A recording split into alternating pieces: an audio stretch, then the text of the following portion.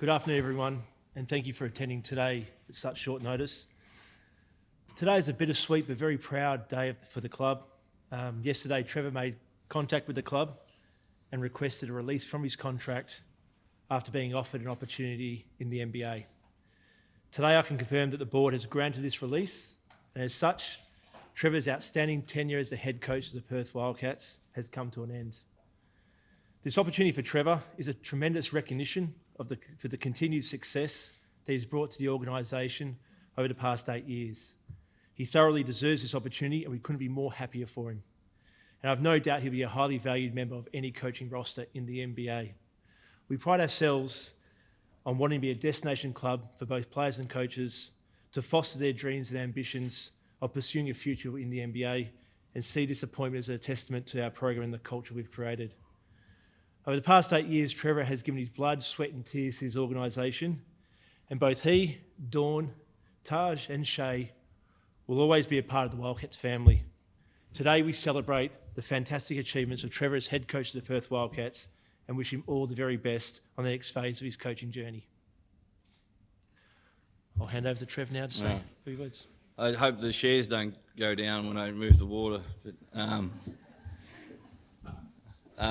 thanks, guys, for coming here. It's as Troy mentioned, it's bittersweet, and it's been a whirlwind last 48 hours, without a question.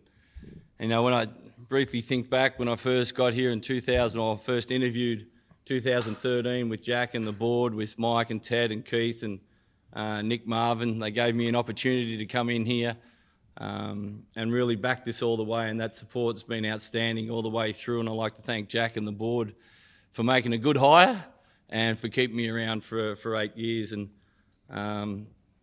you know, we were lucky, we weren't lucky, we were fortunate to win a championship the first year that I was here, and just the relationships are built from then on. It was a couple of championships and battles that we had with Dawn's cancer coming back, and the Wildcats support, and also the Perth community embraced us, and that was something that we'll never ever forget. Perth is home. We've got friends, they're lifelong friends now. Perth, without a question, the Red Army embraced us, supported us, and we tried to give back to the community as much as we can with winning a few rings along the way, and instigated a pink game to do that. And it's going to be something I look back on one day and be very, very proud of with that. But I'm excited for the next chapter. I'm sad to leave such great people and build the relationships that we did over 8 years. You know, and yesterday's phone call was one of the hardest I had to make to Hutchie. Just ask for an out so I can pursue an NBA opportunity. He's been nothing but class, Hutchie. The organisation is going to be in great hands, and I can assure the Red Army that this new ownership group is coming through, and they are first class, and it's exciting times ahead, and how they've handled this situation and supported me in the last 24, 48 hours is you know, something that I'll never forget. So I'd like to thank the board, all the staff, you guys here, every day, supported us all the way through, coaching staff, numerous to mention, all the way through my 8 years, and the players. You know, I've loved every minute here. I've tried to instigate a culture out here that it's more than one person, it's the organisation. You play for your teammate beside you, you hold each other accountable, and you play your damned hardest while you're on the court. And I can look back that and say, without question, that we achieved those in 8 years. I also want to thank my wife. I know this is going to cost me a diamond somewhere along the way. You can edit that out, Wade. But my wife, for all the support, I've dragged her all over the world. And I have two beautiful kids that one's happy, one's sad, but hopefully we'll get through it together as a family for this next venture. And thank you so much. Yeah. Boy. Yeah.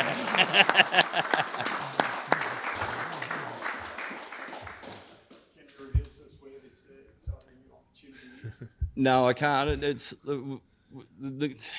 went pretty fast, but as soon as the conversation came that I'm still under contract, we stopped communicating and said, "You got to fix that up." And now that the board have released, we'll go back and hopefully in the next couple of days. All I can say, the conversations are good, heading in the right direction, and hopefully in the next couple of days I can expand on it. Is this as much a shock to you as everyone else? Because it sounds like, just about a week ago you were instrumental in making sure Mitch Norton stayed a Wildcat. Yeah, I know. God help us. And Mitch has been great, just to watch his development. And this has happened very fast. Obviously have relationships over many years for different coaches, and this opportunity present itself this weekend, and it's been a bit of a whirlwind for us. So I've been very thankful for the support I've been getting. Can you take us through? Did you receive a phone call? How did that sort of play out over the weekend? Yeah, it's been a couple of phone calls, but the conversations have been good, but then when it got to what's your position right now, I said I'm under contract, and so well, that's something you've got to go and fix. So let's talk again when you get, and that's when I made the phone call conversation to Craig, and it's one of the worst.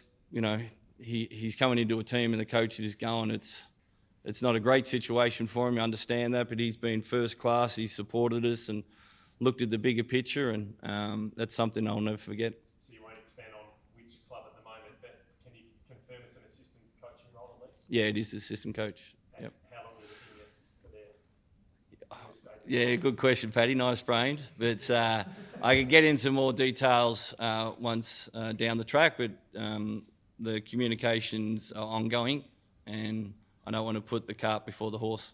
How big a dream is this for you? Yeah, well, look, I was 10-year-old and watching NBA videotapes that we get from America back then, the old VHS that you used to put in, and it was always a dream. First off, it was playing, and that kind of got taken away at an early age, and then it was never really had a dream like that to start off the coaching career. It was more so of be the best that you can in the NBL, and I guess that experience of keep going over for the summer league, the experience of coaching against the NBA 2-3 years ago with the preseason, and then 2 years ago with Indiana, just heightened those, I guess, dreams, or kept them alive, that it wasn't too far away, that we're doing pretty good stuff here.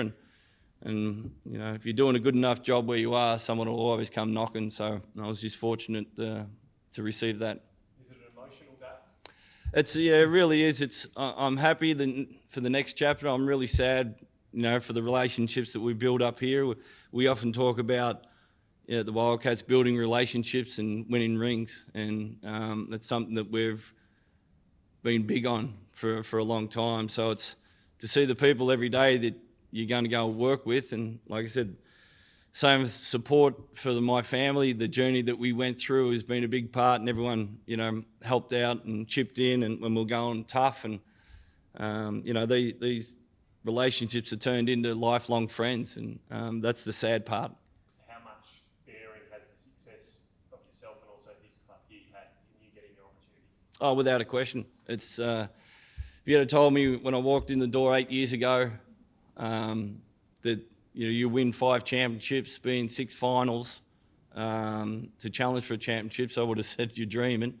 And the opportunity for these guys to play for something bigger than themselves all the time and buy into what we're doing, it's I'm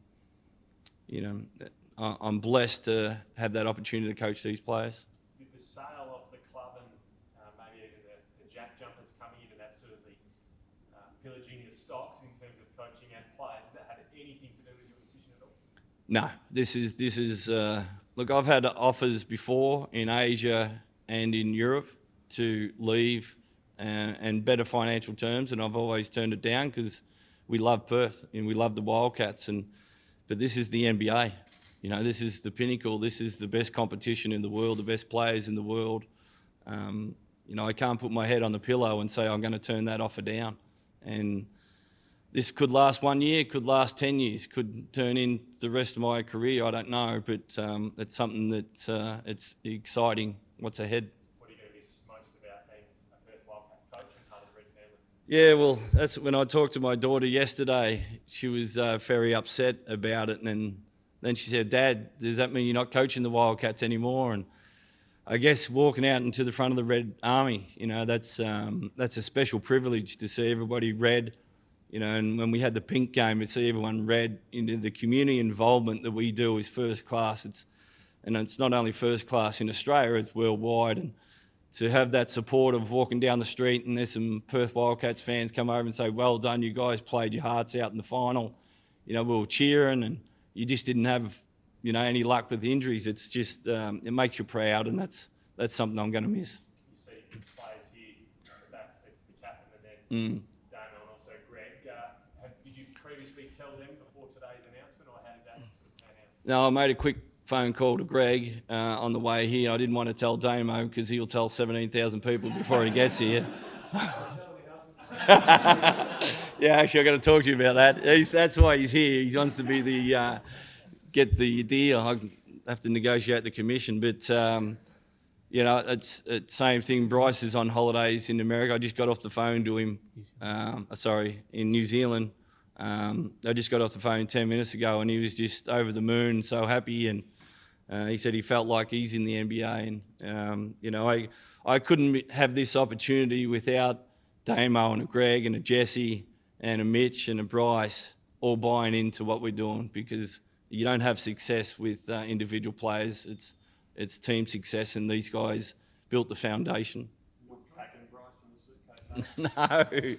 Yeah, look, I think he should be in the NBA, but no, Bryce will be here in Perth.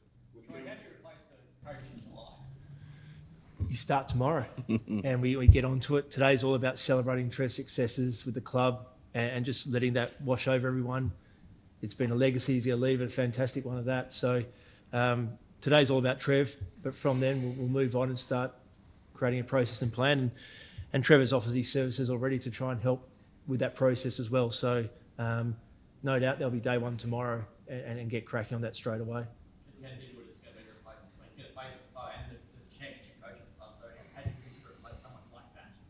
You don't know yet. We don't know to what we don't know. But the focus is we know what we want from people coming to the organisation. We know that we have the support and the structure and ownership group that want to see the success continue. And I think with those fundamentals, we'll be okay. And as Trev knows, when he walked in 8 years ago, there's a lot of unknowns as well.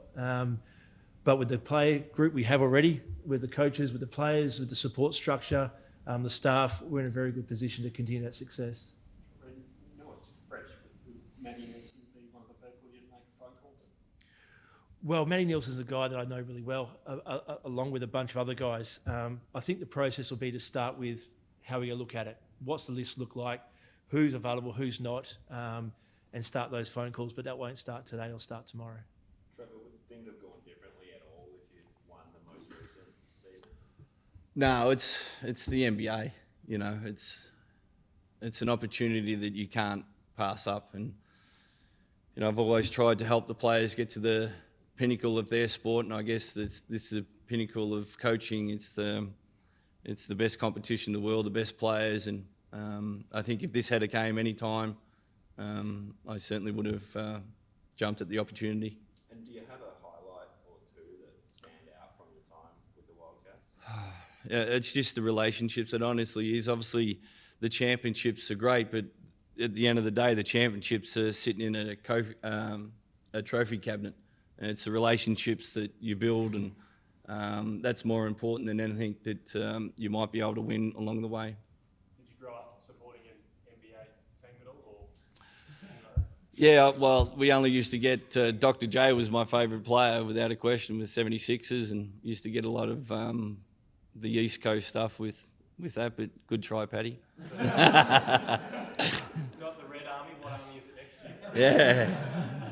I will be supporting the Red Army, without a question, from afar. And if I can help with players, I can help with coaches, I can help with anything at all.